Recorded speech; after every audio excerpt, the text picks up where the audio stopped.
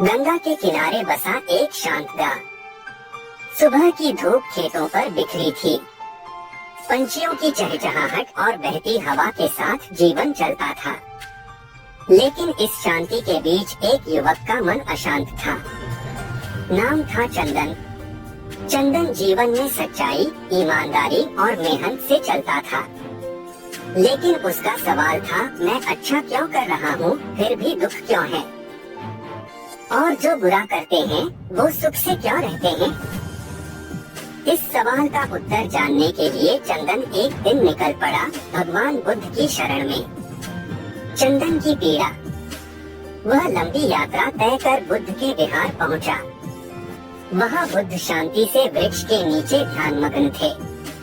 चंदन ने हाथ जोड़कर कहा, भगवान बुद्ध, मैं जीवन भर अच्छा करता रहा, फिर भी दुख नहीं जाता।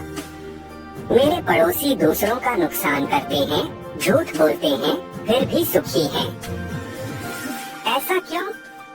बुद्ध ने उसे ध्यान से देखा और बोले, बैठो चंदन, मैं तुम्हें एक कहानी सुनाता हूँ। किसान और बीज की कथा। बुद्ध ने कहा, एक किसान हर साल आम के बीज बोता था। लेकिन जब फसल आती वह गुस्सा हो जाता और कहता, मैंने अंगूर क्यों नहीं उगाए? चंदन मुस्कुराया, वो तो मूर्खता है भगवान। बीज जैसा होगा फल भी वैसा ही होगा। बुद्ध हंसे, ठीक वही बात तुम्हारे सवाल में छिपी है। हम जैसा कर्म करते हैं वैसा ही फल मिलता है। लेकिन फल तुरंत नहीं मिलता। जैसे बीज को अंकुर बनने, बढ़ने और फल देने में समय लगता है। कर्म के 3 प्रकार। कर्म 3 प्रकार के होते हैं, बुद्ध ने समझाया। क्षणिक फलदायक कर्म, तुरंत फल देने वाले। विलंबित फलदायक कर्म, जिनका फल समय के बाद मिलता है। अगले जन्म का कर्म, जिसका फल इसी जन्म में नहीं, अगले जन्म में मिलता है। जो तुम अच्छे कर्म करते हो उसका फल मिलेगा, पर कब, कैसे और कहां, ये तुम्हें नहीं तय करना, ये समय तय करता है। अंगुलिमाल की कथा। बुद्ध बोले, क्या तुम अंगुलिमाल को जानते हो? चंदन बोला, था वो डाकू जो सैकड़ों लोगों की हत्या करता था, पर आपकी शरण में आकर भिक्षु बना। उसने बुरे कर्म किए, पर जब वह बदला तो उसे अपने पुराने कर्मों का फल अपमान, पत्थर, तिरस्कार और तड़प के रूप में मिला। लेकिन अंत में उसे आत्म शांति मिली, क्योंकि उसने अपने कर्मों को सुधारा। राजा और उसका पतन। एक और उदाहरण सुनो, बुद्ध ने कहा। एक राजा था, घमंडी और निर्दयी। वह सोचता था कि वह सब कुछ जीत चुका है। लेकिन एक दिन उसकी सेना ने विद्रोह कर दिया। उसका सिंहासन छिन गया। उसे राज्य से निकाल दिया गया और वह भिखारी बनकर मारा गया। उसने पिछले जन्मों में प्रजा का शोषण किया था, यही उसका कर्मफल था। कर्म का फल बिना शोर के आता है। बुद्ध बोले, कर्म बीज की तरह होता है। जब हम बीज बोते हैं वो चुपचाप मिट्टी के अंदर फलने फूलने लगता है।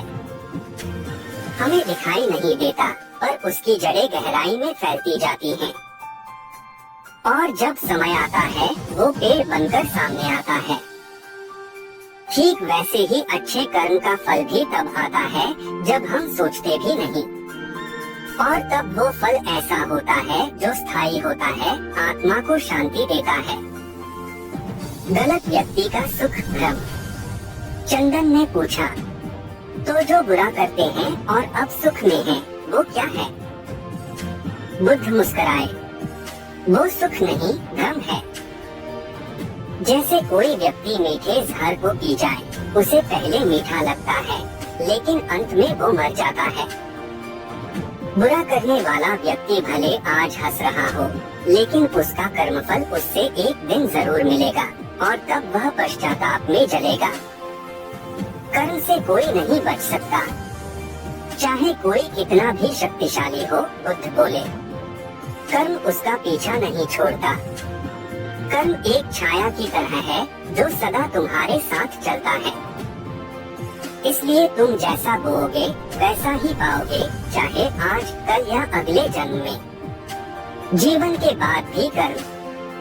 जब मनुष्य मरता है, बुद्ध समझाने लगे, तो उसका शरीर मिट्टी में मिल जाता है। धन, रिश्ते, सम्मान सब यही छूट जाते हैं। लेकिन आत्मा अकेली आगे बढ़ती है, साथ में केवल उसके कर्म रहते हैं। इसलिए सच्चा धन धन नहीं, अच्छा कर्म है। चंदन की आंखें खुली। चंदन की आंखों में अब आंसू थे। भगवान, मुझे अब समझ आया, मैं फल की जल्दी में था और दुखी हो रहा था।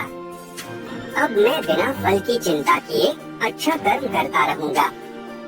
बुद्ध मुस्कुराए। यही जीवन का मार्ग है। जब तुम बिना फल की आशा के कर्म करते हो, तभी ब्रह्मांड तुम्हें वो देता है जो तुम्हारे लिए सबसे सही है। निष्कर्ष, कर्म करो, फल की चिंता मत करो, यही भगवान बुद्ध की शिक्षा थी। अच्छा कर्म कभी व्यर्थ नहीं जाता। वो चुपचाप अपना कार्य करता है और जब समय आता है, वो फल बनकर तुम्हारे जीवन को सुंदर बना देता है। सीखें, कर्म का फल जरूर मिलता है, लेकिन उसका समय निश्चित नहीं होता। अच्छा कर्म एक बीज की तरह है, चुपचाप बढ़ता है। बुरे कर्म का फल सुख जैसा लगता है, पर अंत दुखद होता है। कर्म से कोई नहीं बच सकता, चाहे वह राजा हो या भिक्षु। मरने के बाद साथ जाने वाला सिर्फ तुम्हारा कर्म होता है।